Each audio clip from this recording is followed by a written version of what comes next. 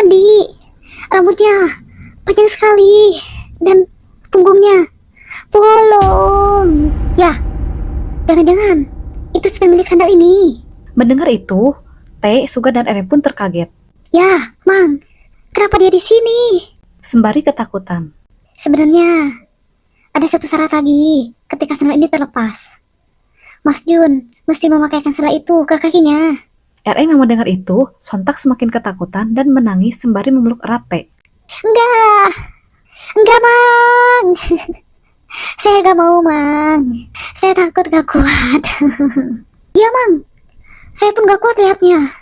Suga yang sedari tadi terdiam merenung memeluk si penjaga villa, lantas berdiri dan mengatakan, Jika kalian berdua takut, biar aku saja yang memakaikannya. dengan bersikap berani. Sontak, RM, T dan penjaga villa terkejut. Bukankah Hyung juga takut? Jika kita tidak melakukannya, sampai kapan kita akan terus seperti ini? Lalu, Suga mendekat pada RM sembari memegang pundaknya. Kamu tenang saja, aku akan membantumu.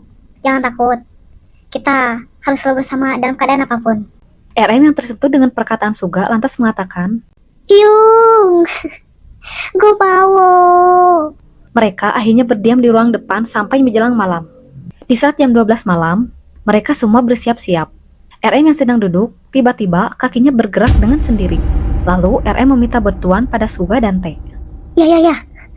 Kakiku bergerak sendiri. Sembari memegang tangan T dan Suga. Suga dan T yang melihat itu lantas menahan RM, namun mereka semua terbawa oleh tarikan kaki RM sampai menuju ke pintu luar. Penjaga villa yang melihat itu lantas ikut menahan RM dengan memeluknya dari belakang, namun mereka semua malah terbawa sampai ke area makam dan terhempas jauh. Mereka semua pun berjatuhan. Sesampainya di makam, dari kejauhan penjaga villa langsung menyuruh RM untuk melakukan apa yang disuruhnya. Mas Jun, ayo sekarang lakukan Mas. Sembari menahan sakit di tubuhnya. RM yang terjatuh lalu langsung bergegas membersihkan makam sembari menahan sakit di tubuhnya. Pada saat RM membersihkan makamnya, angin berhembus kencang. Sundel bolong lalu muncul dengan melayang-layang di udara. Sontak, T dan Suga langsung berlari ke arah penjaga villa, sedangkan RM masih menahan diri dengan menutup matanya sembari membersihkan makamnya.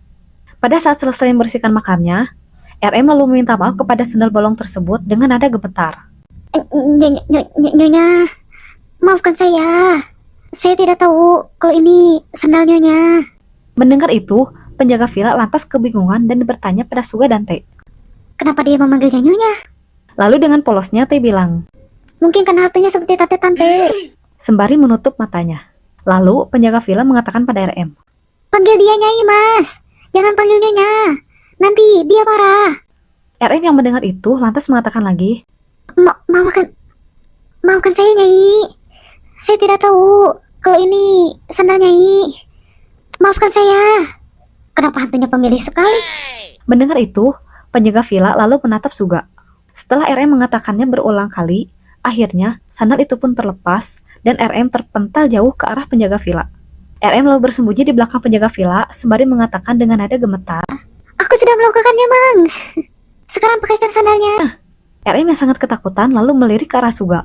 Dengan nada lirih, RM meminta bantuan pada Suga. Hyung. Suga lalu memberanikan diri dengan menghela napas dalam-dalam dan mulai mendekati makam sembari memegang sandalnya. Dengan berdiri tegak di area makam, Suga lalu mengatakan, Nyai, ini sandalnya aku kembalikan. Kau mau aku yang memakaikannya atau RM yang memakaikannya? Dengan terkejut, RM lalu bilang, Ya, Sugayung, kamu jangan buat penawaran. Bagaimana jika dia mau aku yang memakaikannya? dengan nada sedikit kesal.